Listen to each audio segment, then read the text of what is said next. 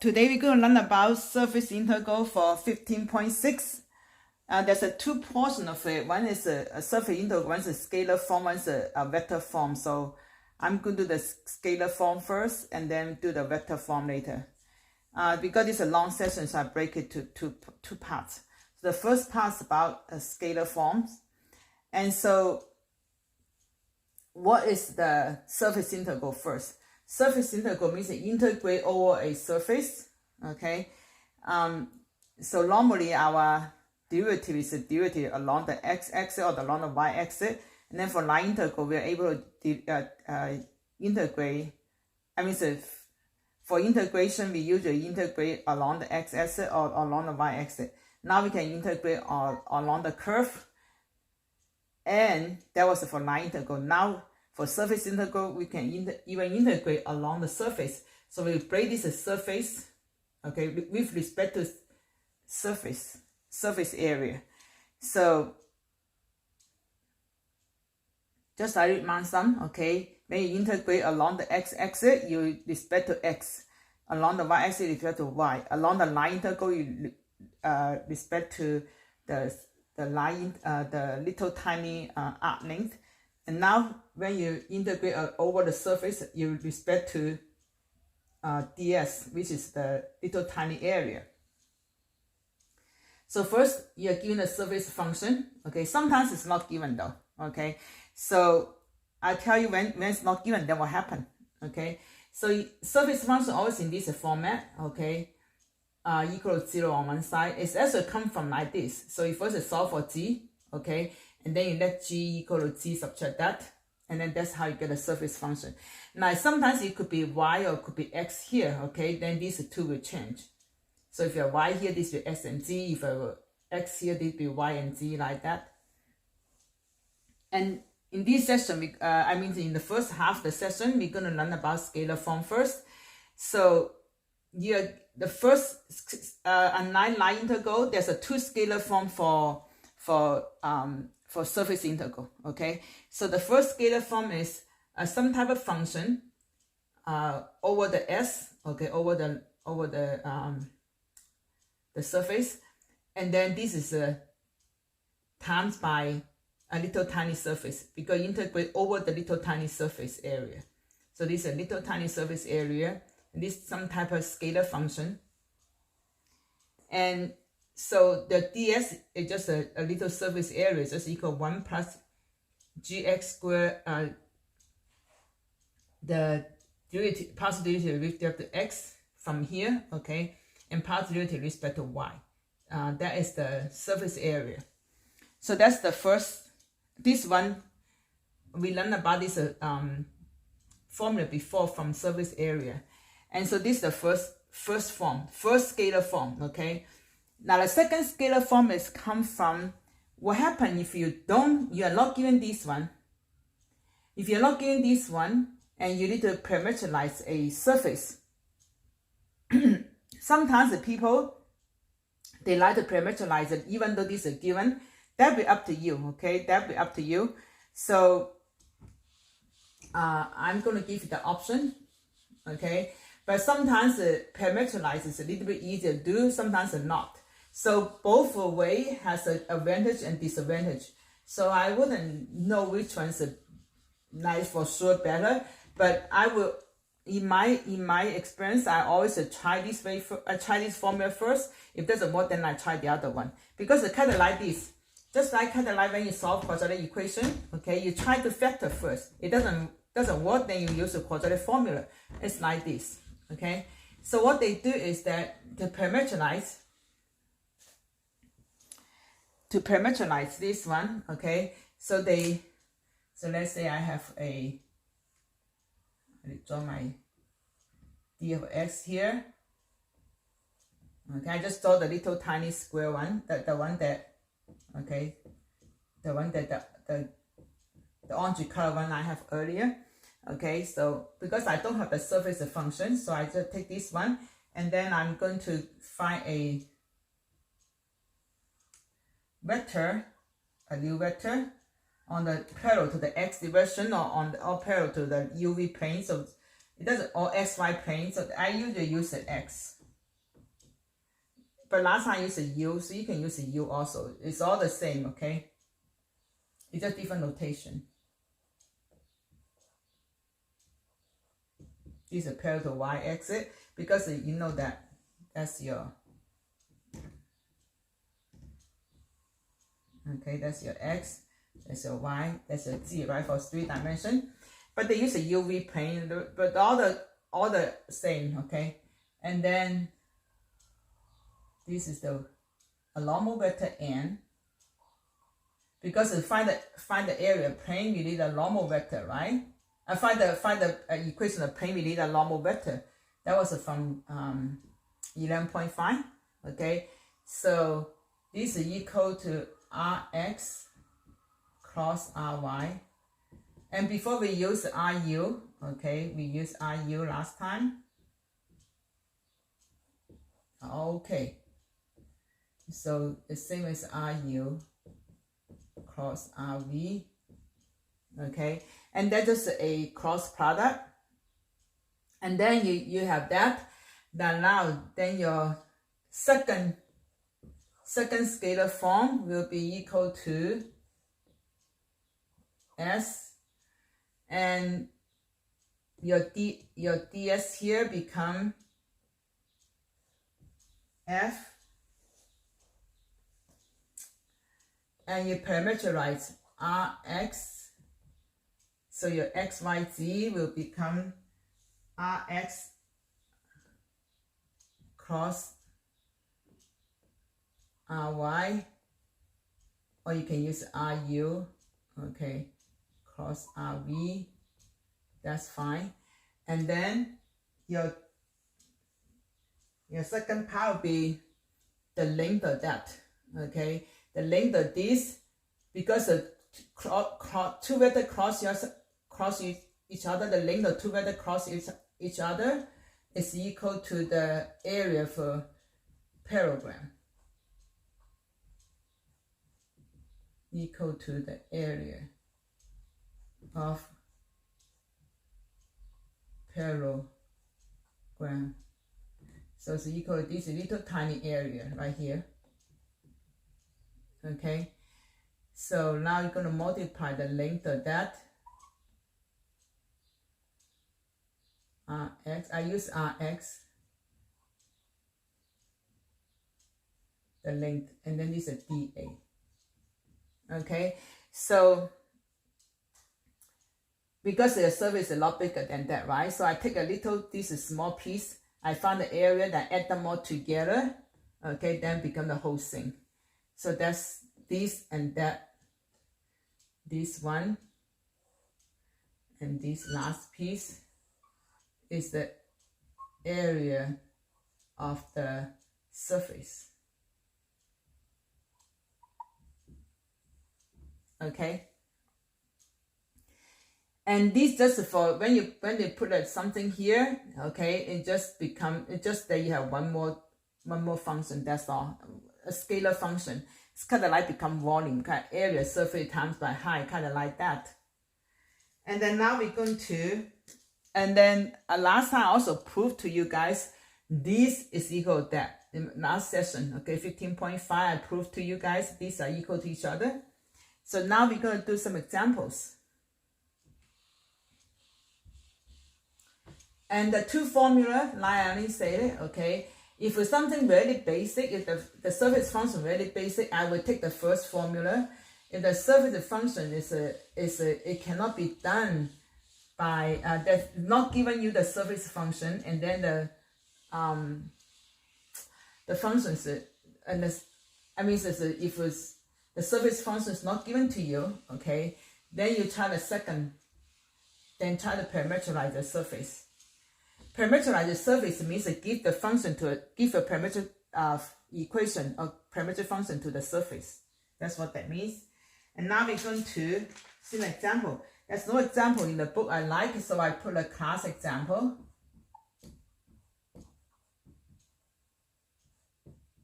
Okay, these are class examples like this. They say evaluate this marker is no good. Okay, evaluate G ds. Okay, and they want to evaluate this. This always is a scalar form because there's no vector here. Okay, it's just a G times by a little surface area. There's no dot product. If it's a vector form, they usually have a dot product and they have a vector field function also. So they said what this is S here. The S made up by a few things.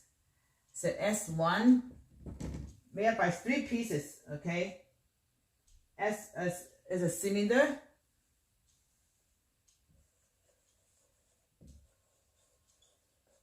Made up by cylinder. X squared plus y squared equal to 1.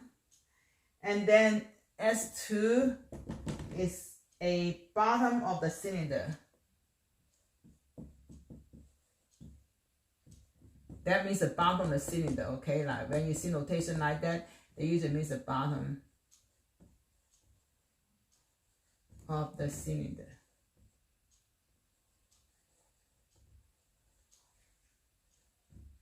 And then the S3 is a plane on the top.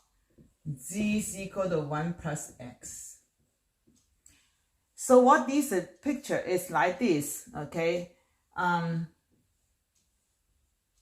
You have a cylinder, X squared plus Y squared equal to 1. Okay, and then you have a plane from this is Z and Y. Cut it.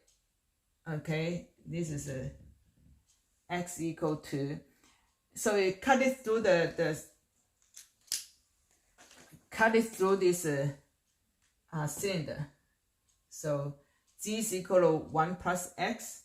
So I'm going to graph the side view first, okay, for easier seeing. I'm going to use the X and Z to graph.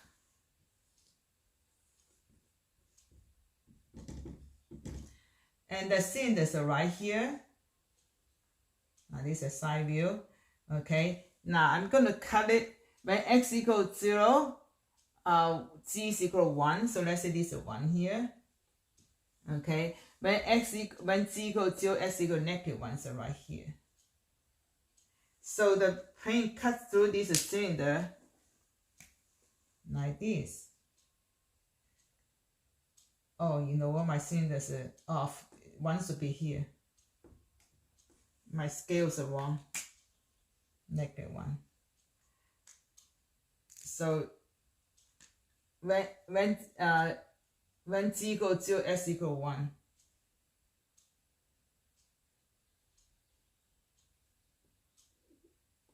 Okay, it's cut like this. So this is 1 here, this is 1 here. Okay, so this is from the side view. Okay, so from the view in the front to look at it's very tough.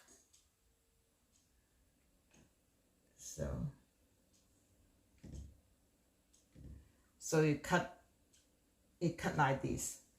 So a cylinder get cut. Okay, so that's how it. And then, so if I make it to be a little bit better, it's kind of like this. Okay, but mine's just X and Y, and mine's S and Z. Okay, so the cylinder's like this. So get chopped, so on the top become an ellipse.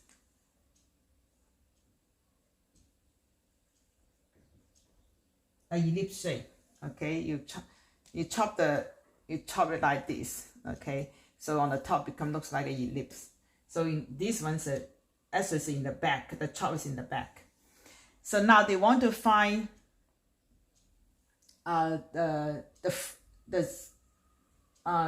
surface integral for this is 3 surface. Where does 3 come from? Okay, the top one, that's S3, and the side one, this is S1, okay? And then the bottom one is S2. It's right here. Okay, the bottom one is when you look at it, okay, when you look at the, if you look at like this way, a bottom is just a circle. So S1, S3 is an ellipse, okay, S1 just a cylinder, the side of the cylinder. S3 is like this. Okay, you project on SY plane. Okay, so it's a circle. And so S1, when you open S1, it looks like this. When you open this one, I think that looks like that. It's like a triangle. Okay, when you fold it, so this is S1. When you fold it, it's a cylinder, but the top part gets chopped off. So we need to do one at a time. So first of all, you look at the top one. I labeled them. S1 the cylinder, okay, this one. S2 is this one, okay, this is S2. S3 is the top one. So we're going one at a time. So we do S1 first.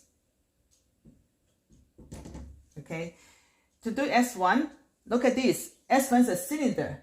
Surface function is not given to you, so you must parameterize it. Okay, to parameterize the cylinder, okay, so we just use R. We are missing the G, so when you're missing the G, so you put G here, okay, and then you put theta.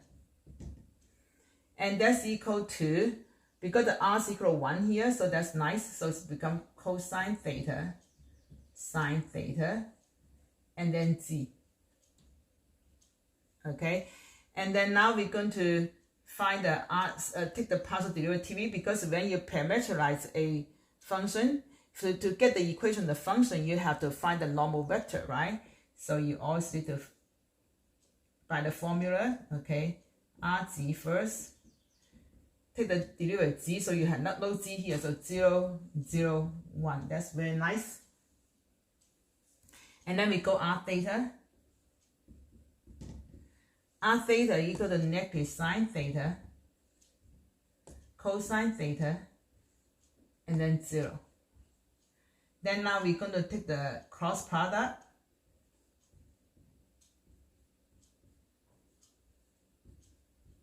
Okay, and then that's equal to IJK 0, 0, 1 negative sine theta, cosine theta, 0. And that equal to, so I'm not going to do this part, I just tell you what I get. You guys only know how to do it. Negative cosine theta, sine theta, and then 0. I'm going to take the cross product. Oh, this is negative. And now this is the, if I take the length of it, it just becomes the area, the little surface, right? So take the length of it. Oh, this is theta. So that becomes the area, the little tiny surface area. It comes out equal to 1 because this is square plus that square equal to 1. So now, unfortunately, I had to erase that. Okay, so we just need to remember that's what we have. It's not enough room. It'd be nice if this in the classroom. Use that. The eraser, this eraser doesn't clean that good, but then if I use the paper towel to clean it, it takes a little bit longer. So, but paper towel cleans a little bit better. So once we get that, then we put in the formula.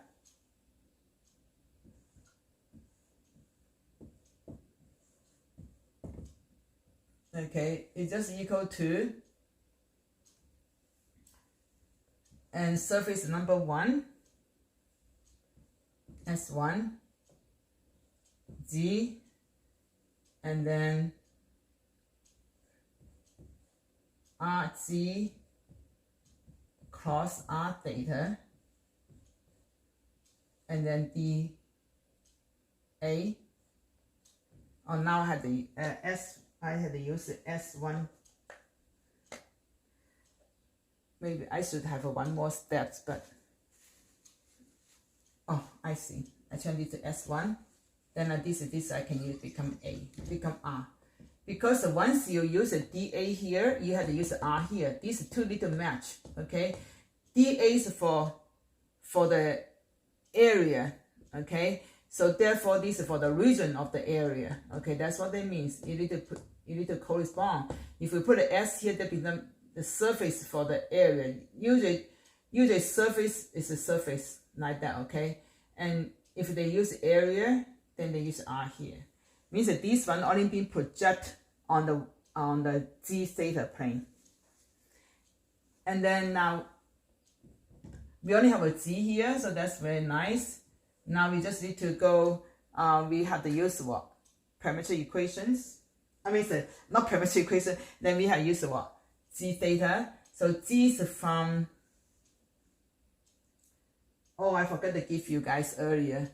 Sorry about that. GS is equal to 1 plus, oh, you know what? I need to show you how I find my G. And the G is, because I parameterize, I didn't show you that one. Now I'm going to show it to you now. I forgot to show you how to find my G. Okay, so I just show it right here. Because I have a R, G, theta equal to, I erase that part, so it's a cosine theta. And then sine theta.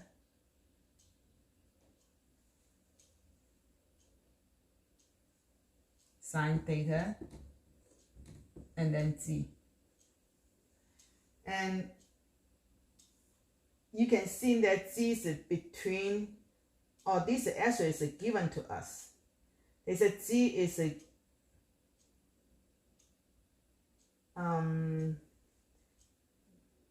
G is between 1 and, G is between 0 and, you know what, actually I don't need to find it, I just look at it.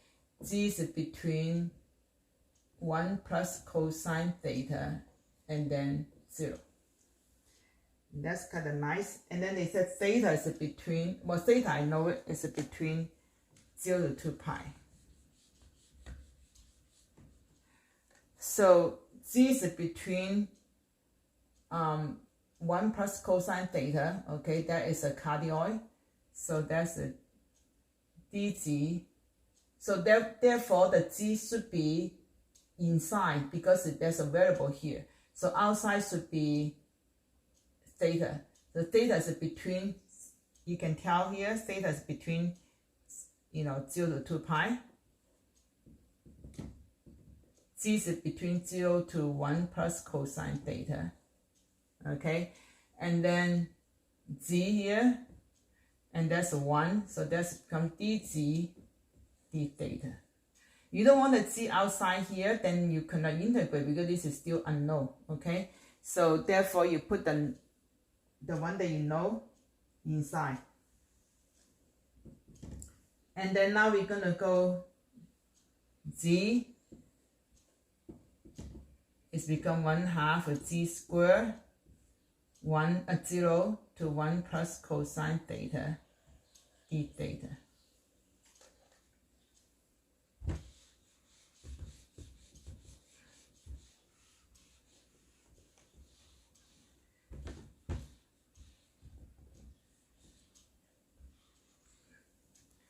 So I become that 0, take out the 1/2, 0 to 2 pi, and then 1 plus the cosine theta square d theta.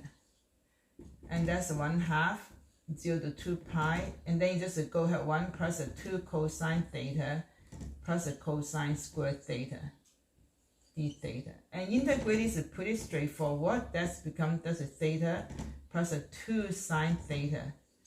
And this one's you need to convert to 1 plus cosine 2 theta over 2. So comes out equal to 1/2 theta plus the sine, theta plus the 1/2 of sine 2 theta And then it's the whole thing from 0 to 2 pi. And after I put it inside, it comes out equals 3 pi over 2. So that's the first integral for surface number 1. Okay. Now that was the one on the top, on the side, the cylinder. Okay, on the side. Now we're going to do the second is the one in the bottom. I think that's the one in the bottom.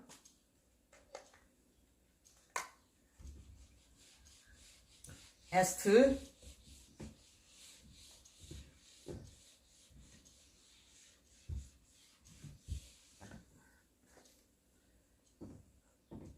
S2 is the bottom one. Okay, and then now S2 G ds, so this is S2. The bottom one, the function is G equals 0, right? The bottom is on the xy plane, so the G is equal to 0. Because we are given G is between 0 to that, so the bottom is the one that G equals 0. Then your answer just equals 0. So that's kind of nice. S3 is the top one. Okay, that was by the function G equals 1 plus x. Now this one you can use a gradient to do the problem. Okay, I mean, so you can not the gradient for the second one, for the vector function. You can use the first formula. Okay, so G equal to GSY, that one. Okay, so get your G equal to GSY, and we can just use the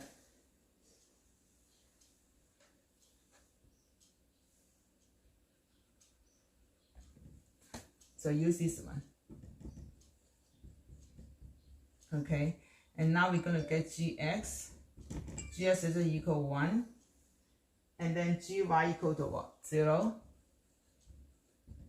Because there's no y here, so G equal to XY. Suppose the function XY, but then no y, just the X. So you go GX equal to 1, GY equal to 0. And then your small ds and your surface area, okay, maybe I just put the whole thing in, ds, okay, this one, I just break it, do the ds first. 1 plus a gx squared plus a gy squared, and that's equal to square root 2, because 1 go inside, square root 2 dA. And then now we're going to go, now remember this one is, when you project the top onto the xy plane, it comes out as a circle. Remember the one, the S3? Okay, so this is what? Your R. R is equal to, because the plane intersect the whole cylinder, okay, that will just intersect the whole thing. So this is S is R is from 0 to 1. It was when you chop remember earlier I showed you the graph, when you slice the cylinder, you slice on the edge down. So it's when G equals 0, S equals, like remember S equals 0, G equals 1. So they exactly chop the cylinder. And then when you look at it, okay, so you like this. I need to find a place to draw it. So like this. This is SG plane. Okay, so when you chop it, so G chop it at the 1 and negative 1, so you chop it just like that. So if you imagine the cylinder, okay, you chop it from slice that way. Okay, it's because cylinder is a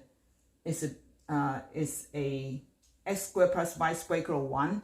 So this one's also 1 1 and negative 1. So therefore, you look down, it's still the circle, still 1 and negative 1. Okay, it means the circle still has the radius r. Radius of r. Sorry, the circle still has a radius of 1. Sorry about that. So now, so it comes out still a circle for 0 to 1. So it'll be 0 to 2 pi, 0 to 1. So why I want to use the polar coordinate or Jacobian? Jacobian means the polar coordinate, okay? The J is r, dr d theta. Why do I want to do that? That's because the region is a circle, okay? That's what polar coordinate is for. Polar coordinate for when the region is a circle, then you're going to use the polar coordinate. So it'll be g dr d theta. But my g is equal to 1 plus cosine theta.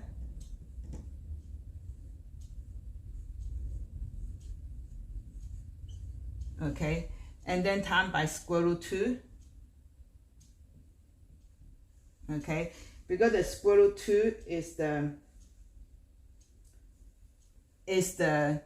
this part. Okay, your ds here is basically this dr d theta with this whole thing. So ds equals square root 2 dA, so that's your dA. Okay, we just use the Jacobian to convert because it's a circle. We don't want to do it by the integrated circle, then you have to use the circle form. You know, the 1b, how we do in 1b, we don't want to do that. So now we're going to integrate this one. So I take out the square root 2. I have a theta here, so I couldn't chop this away. And then this, I integrated r first, so 1 plus cosine theta. And then 1/2 r squared, 0, 1, and d theta. So that's just a 1/2. It comes out equals square root 2. And integrate this one is a theta plus sine theta, 0 to 2 pi. So it's equal to, looks like, except the 2 pi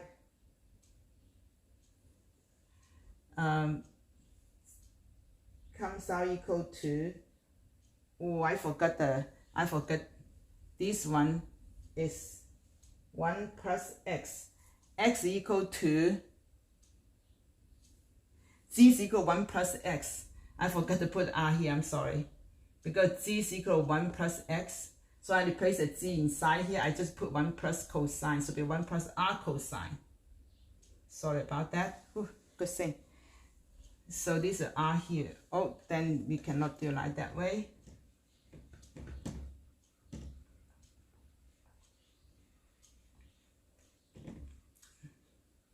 Then I have to multiply the r inside, so that become r plus r squared cosine theta, and then dr d theta.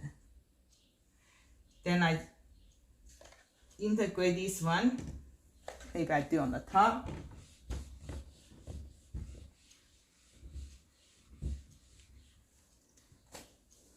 So that's equal to square root 2, 0 to 2 pi.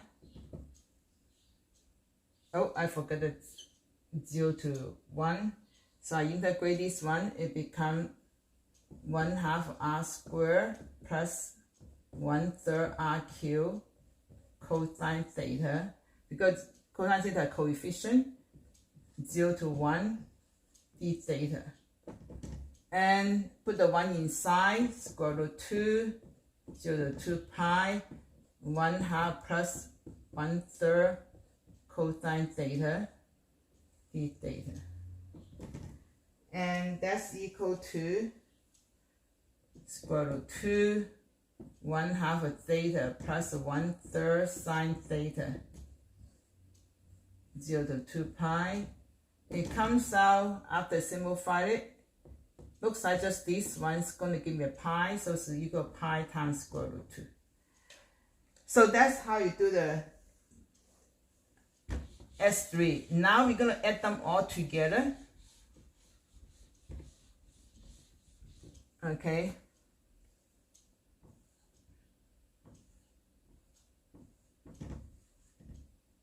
ds is equal to s1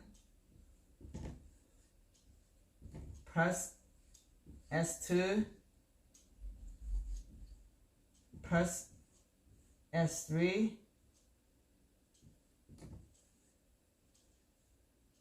and then that's equal to all three add together. It's just equal to 0.2 plus square root 2 pi. Okay, so that's how you do the problems. And that's for the class example. Now we're going to do one that what happened that maybe we don't have to parameterize the at all from the very beginning. So that would be problem number 22.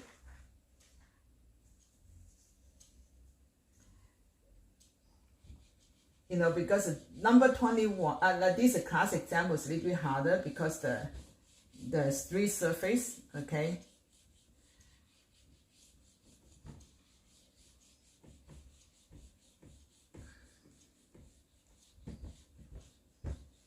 And let's look at number 22.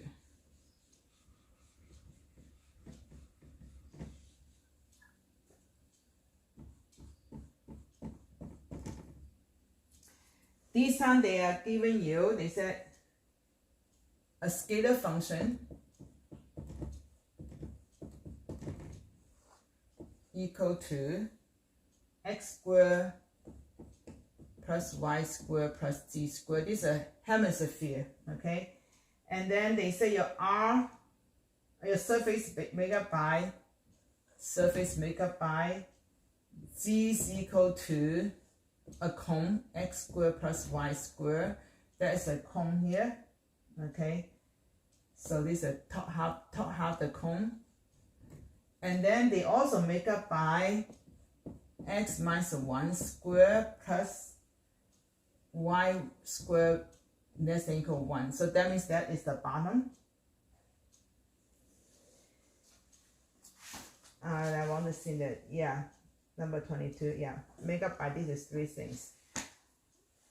The surface, this is a scalar function. They want to evaluate this scalar function. And then the surface is made up by top part's a cone, okay? And then the bottom is actually a circle. So this one is, let's see what this circle is. This circle is x equal to 1, y equal to 0, so it's like this. Okay, the top part's a cone, and so that means this is a, when you look at it, okay, it's gonna be still a, when you look at it on the top, that's what you get. But you look at the sideway,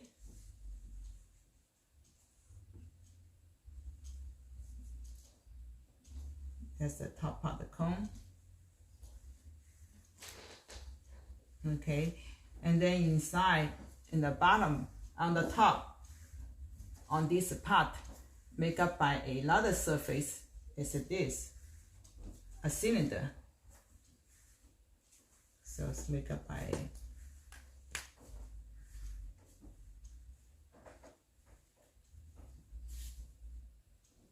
so because the cone can go as high as they want to, as wide as they want to.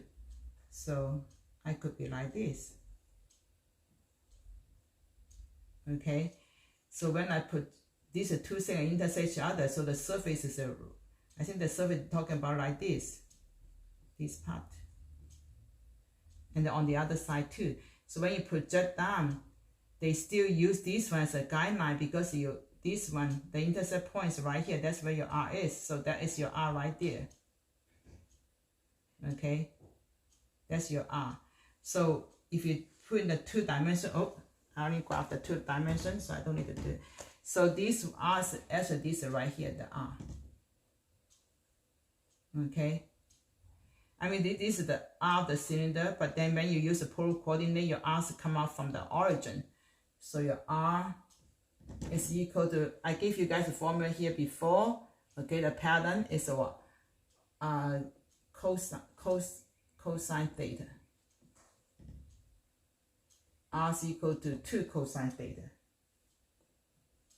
Because of these two here, so this one times the cosine theta, that's your R.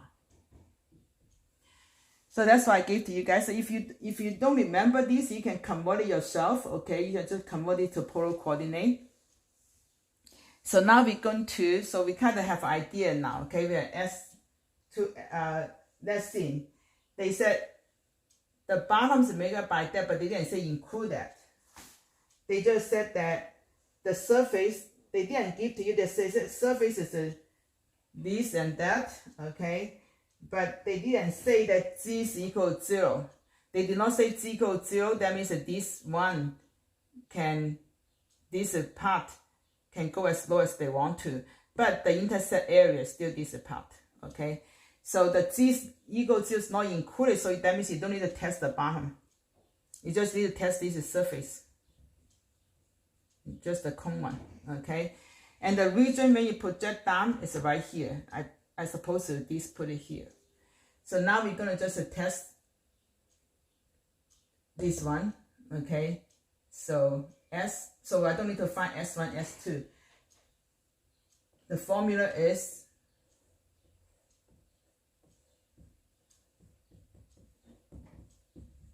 ds. So that's the formula, right? So now I already have this one, okay? I just need to find ds. I'm not going to parameterize it because they gave me the function already, okay? So I just directly go here.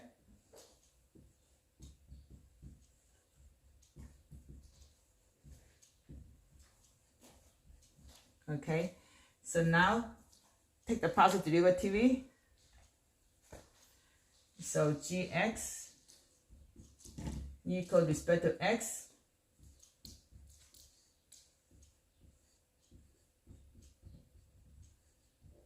so that's equal to x squared plus y squared, and then gy, and I know I don't need to do that step, so it's gonna be the same thing.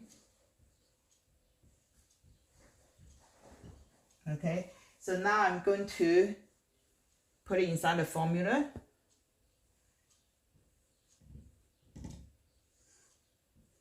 One plus this one square, so that become x squared over x squared plus y squared, and this one square become y squared over x squared plus y squared.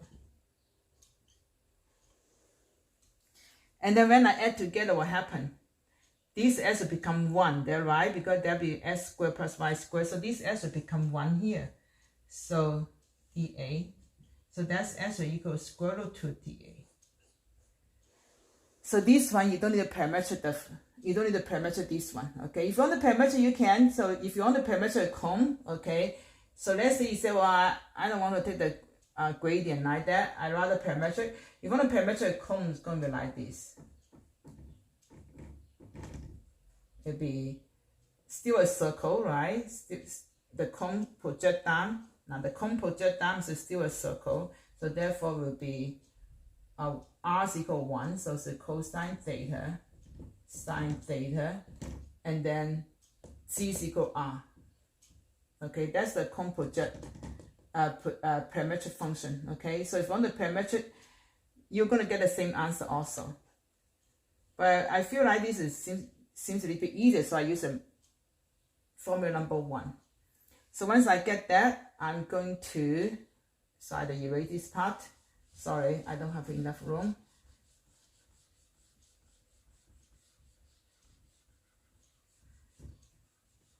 And because I project down here is a circle also, so you definitely use a polar coordinate. So for the outing become a area, so therefore I use it. I'm gonna write this step first.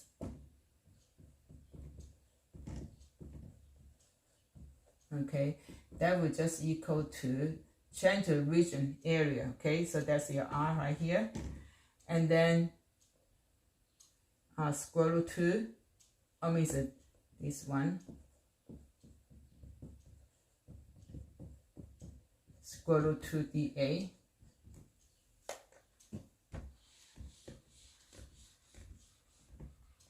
And then now I convert the polar coordinate. This one's from negative power 2 to power 2 for theta. For r, from 0 to 2 cosine theta. And that will be r squared plus z squared. Okay, well, z squared also equal to x squared plus y squared, right? So that becomes, now this one's a z squared here, okay? So z squared equal to what? R squared. So this also z squared. So z squared plus z squared is equal to 2z squared. Or you can just use r squared, okay? Z is equal to r here. So x squared plus y squared equal to r squared. And then z squared equal to r squared also. Because earlier I gave to you guys that z is equal to square root x squared plus y squared, right? So z is equal to z is equal to r. So z squared equal to r squared. So this become square root 2r. Okay. So now this whole thing here, okay, become r square root 2. And then times another square root 2. And then that be r dr d theta. And your dA's become like this. By Jacobian. And so this square root 2 is equal to, I don't have any, oh, I have a theta, sorry. I was thinking no theta. I was thinking I can chop it away. And then this r squared. So r squared comes like a 1/3 r cubed, 0 to 2 cosine theta, d theta. So let me erase this first.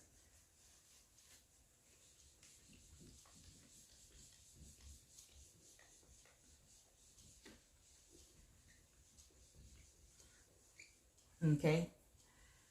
So take out the 1/3, so 2/3.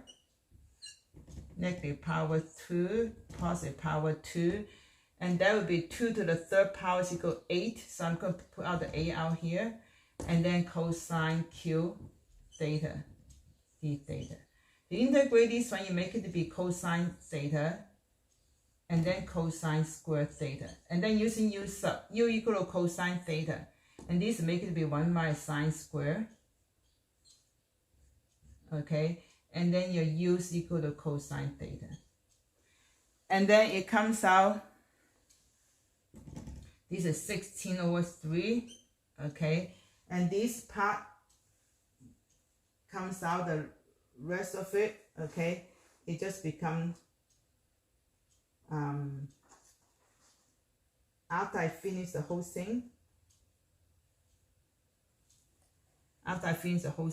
then this is after I finish the u sub, I think this comes out equal to 4/3. So equal 9. You can just do this on your own, okay? Or if you want to use the formula, that's fine. I don't care. And so this becomes 16 times 16/4. So 16/4/9. So that's for the scalar part. And the next session, I'm going to do the vector form, okay?